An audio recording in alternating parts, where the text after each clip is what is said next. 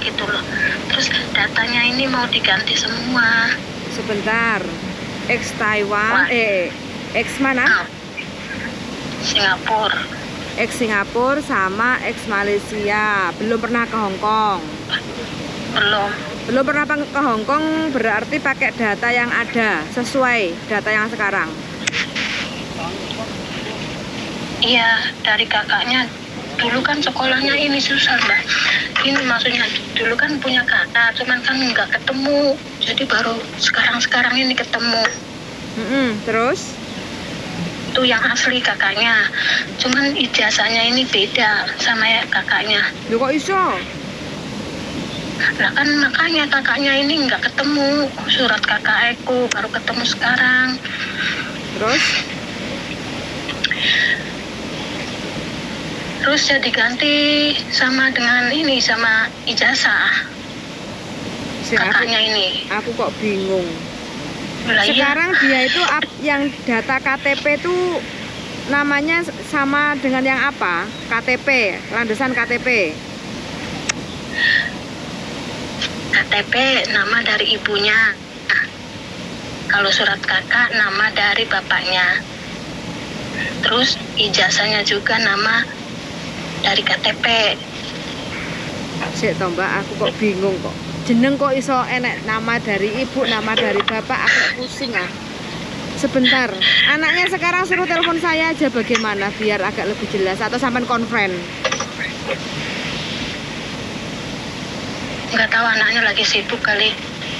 Iya, kalau dari sampean kan akunya bingung, untuk pemahamannya itu bingung. Yang namanya data pasti kakak, KTP, akte, ijazah semuanya itu kan sama toh? KTP sama ijazah sama, cuman kan beda kakaknya nama aslinya itu. Sekarang jangan yang ibaratnya yang paspor SPLP yang dari mana, Singapura atau dari Malaysia. Malaysia. Nah itu di skip aja, jangan dibahas masalah itu ya. Sekarang pakai data dia yang asli, otomatis landasannya itu apa? Kakak. Landasannya kakak. Kakaknya sama dengan KTP enggak? Enggak. Beda.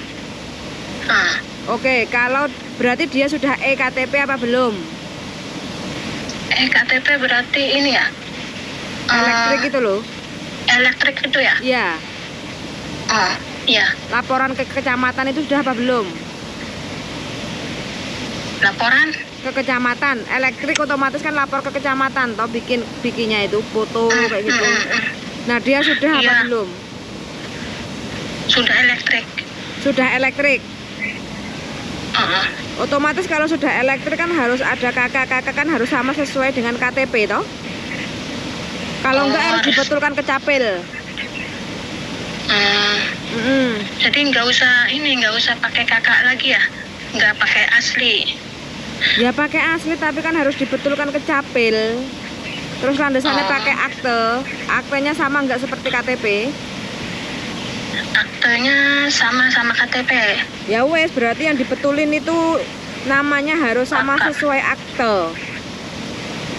Berarti kakaknya ini yang harus diganti. Ya, harus dibetulin ke capil. Pembetulan ke capil. Bisa itu, bisa dibetulin. Bisa. Bisa ya?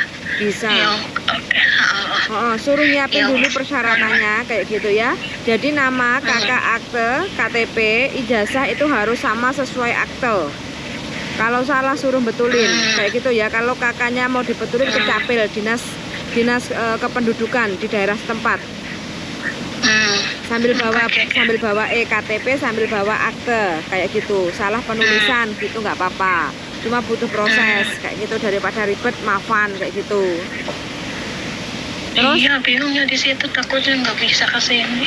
Ya makanya diurus itu kan salah penulisan di daerah. Makanya segala sesuatu kalau ibaratnya kita mau proses apapun, cek dulu namanya, spellnya benar apa enggak, terus tanggal lahirnya cocok apa enggak, sesuai akte kelahiran kayak gitu. Kalau udah oke, baru ambil, terima, tanda tangan. Kalau enggak, suruh perbaiki biar enggak wira-wiri kayak gitu. Tapi kalau masalah ijazah asli nggak apa-apa ya, KTP ini apa, fotokopian? Nggak apa-apa, tapi kan nanti ada legalisir toh, minta dari ini apa, sekolahan setempat minta cap stempel legalisir kan gratis. Fotokopi 10. Iya, soalnya itu ijazah asli yang sekolah SMP itu nggak dikasihin sama sponsornya, nggak tahu hilang atau gimana. Nggak apa-apa, bila nanti fotokopinya itu sama nggak seperti KTP namanya? Sama Kan, berarti yang beda kan cuma kakak toh. Oke, cuma kakaknya aja harus dibetulin kayak gitu. Nanti ijazahnya itu suruh datang ke sekolahan, difotokopi 10 lembar kayak gitu ya. Terus minta dilegalisir. Legalisir ke sekolahan kan gratis. Minta cop kayak gitu. Oh, minta legalisir gitu ya? Kayak gitu aja. Oke. Jadi prosesnya seperti itu ya, karena sekarang memang datanya harus sama. Jadi harus diperbaiki dulu datanya dari Indonesia. Kalau memang sudah tahu kakaknya namanya salah, diperbaiki dulu di Dinas Kependudukan Daerah setempat atau Capil. Oke. Kayak gitu ya. Jadi harus proses sedikit biar nggak semuanya itu bingung. Kayak gitu ya, usaha. Kayak gitu ya. Oke. Saman sendiri gimana? Baik-baik saja, sehat? Alhamdulillah sehat walafiat. Bentar lagi renew kontrak ya? Bentar lagi renew kontrak, apa ganti majikan? Tak dulu Mayu. Loh, apa yang dipikirkan Mbak? Masih bingung. Setengah tahun lagi loh Mbak. Setengah tahun ini cepet loh, kenapa? Mau nikah lagi ta? Masih banyak keperluan. Oke lah, nikah aja dulu nggak apa-apa. Nanti kalau kepepet duit nanti kesini lagi, potongan lagi gitu loh. Potongan lagi. Iyalah, kan nikah dulu, kepengennya kan nikah dulu, kan nggak masalah. Jangan dipaksa, daripada kerja kesini kangen-kangen. Ntar aja dulu Mbak Yuli. Kenapa? Ntar dulu. Oke, nggak apa-apa. Cepat loh ya, soalnya sekarang proses nunggu pembantu baru perlu waktu 4 bulan. Jadi kalau kalau bisa nanti sampean bulan 1 habis ya. Bulan 1 apa bulan 12? Ya sekitar segitu 12 satuan kalau nggak salah. Bulan 12 berarti nanti paling tidak sampean bulan 10 harus kasih jawaban positifnya. Gitu. Mau nambah apa tidak gitu ya? Iya. Kan cepet toh tahun. Cepat berlalu, duitnya juga cepat melayu. Duitnya juga cepat habisnya. Ya Allah, iya kan? keperluan. Iya, terus nggak apa-apa. Kalau mau cari majikan baru nggak apa-apa, coba aja. Mana tahu dapat yang jauh lebih baik atau mungkin jauh lebih buruk kayak gitu kan nggak tahu. Uji nyali kan, uji coba. uji coba. Iyalah, ganti suasana. Iya. Biar nggak boring. Manut saya sih manut yang lakoni kayak gitu loh. Pengennya nambah tak proses, pengennya ganti majikan tak bantu, pengennya pulang dulu siap. Nanti kalau mau kesini lagi siap membantu kayak gitu tuh. Oke, siap. Iya, wis pokoknya enak. Oke. Nggak pakai ruwet. Adiknya atau apanya kayak gitu ya, suruh siapin dokumen harus disamakan. KK, KTP, akte, ijazah. Kalau ijazahnya hilang tidak ada jadi soal. Yang jelas suruh fotokopi ijazah 10 lembar, suruh datang ke sekolahan untuk minta legalisir kayak gitu ya. Oke, Mbak. Oke, siap, nggak ada masalah. Selamat siang. Dan selamat beraktivitas, selamat berbelanja panas-panas. Oke Mbak, semangat sangat yuk, bye-bye. Oke, makasih Mbak Yu. Assalamualaikum. Waalaikumsalam warahmatullahi wabarakatuh. Oke teman-teman ya, nah ini saudaranya kepengen kerja ke Hongkong, ex Malaysia dan ex Singapura kayak gitu. Jadi sebelum mau proses ke Hongkong tolong cek lagi data harus sama, yaitu persyaratan kalau kita mau kerja ke luar negeri khususnya Hongkong kayak gitu ya.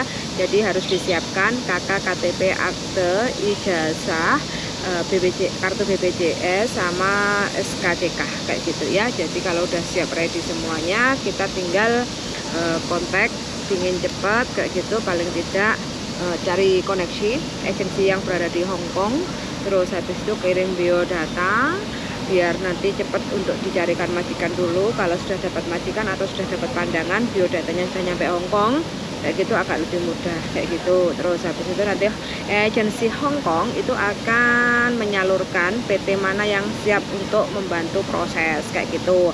Jadi nggak asal masuk PT kayak gitu ya. Jadi kalau kita mungkin ada kenalan agensi yang di Hong Kong, mungkin teman-teman mempercayainya kayak gitu, silahkan dihubungi, kirim biodatanya supaya bisa untuk dibantu untuk dicarikan majikan. Kalau sudah ada job pandangan majikan, baru nanti proses masuk PT untuk medical, habis itu pasporan, habis itu BLK, UJKOM, habis itu tinggal belajar atau nunggu visa di rumah. Itu tergantung PT-nya maunya bagaimana kayak gitu. Terus nanti tinggal nunggu visa turun. Kalau visa sudah turun, teman-teman tinggal PAP medical terakhir. Kalau fit, tidak ada gangguan atau kehamilan kayak gitu, teman-teman bisa tinggal nunggu jadwal untuk berangkat. Nah, nyampe Hong Kong, mudah-mudahan teman-teman bisa kerasan nyampe Hong Kong, menginjak kaki beton kayak gitu. Terus nyampe Hong Kong, otomatis teman-teman akan segera untuk dibawa medical lagi nyampe Hong Kong. Terus berikutnya teman-teman bagi yang pemula yang belum pernah ke Hong Kong, otomatis kan masih belum punya Hong Kong ID. Jadi teman-teman pasti dijadwalkan untuk buat Hong Kong ID. Selepas itu tinggal kondisi kita sudah sehat, fit, sehat walafiat, baru kita siap bertempur di rumah majikan. Itu aja sih tata cara atau prosedurnya bagi teman-teman yang ingin kerja ke Hong Kong kayak gitu ya. Sun sangat sudah mendengarkan teman-teman semuanya. Semoga yang mau berangkat ke Hong Kong proses semakin ruwet. Sebenarnya nggak ruwet sih, cuma kita harus lebih banyak menikmati prosesnya supaya kita bisa merasakan nikmatnya ya. Uangnya itu biar terasa enak. Oh, perjuangan aku ternyata mau ke Hong Kong itu seperti ini, rekosone kayak gitu ya. Jadi kita harus wira-wiri, lari sana lari sini untuk memperbaiki dokumen untuk pembetulan. Kalau enggak itu kita perlu untuk medical atau kita perlu untuk bikin paspor kayak gitu ya. Moncat manjat terus kayak gitu. Terus nyampe Hong Kong pastikan bismillahirrahmanirrahim. Mudah-mudahan teman-teman bisa kerasan, mudah-mudahan teman-teman bisa adaptasi dengan majikan. Walaupun itu kita tahu ya, majikan Hong Kong itu terkenal namanya juga Cina. Orang Cina itu kan pasti ngirit kayak gitu ya, bukan pelit ya, ngirit kayak gitu loh. Jadi segala sesuatu perhitungan, segala sesuatu penuh totalan kayak gitu ya. Jadi ya teman-teman itu harus jangan dibilang nggak percaya sama majikan, tapi kebiasaan orang Hong Kong itu ya memang harus perhitungan kayak gitu ya, ngirit kayak gitu. Terus habis itu kita kerjanya juga harus super bersih dan kita harus cepat tanggap kayak gitu. Makanya bahasa itu sangat penting sekali supaya tidak ada misunderstand kayak gitu ya. Sun sangat sudah mendengarkan dan see you in the next video. Bye bye.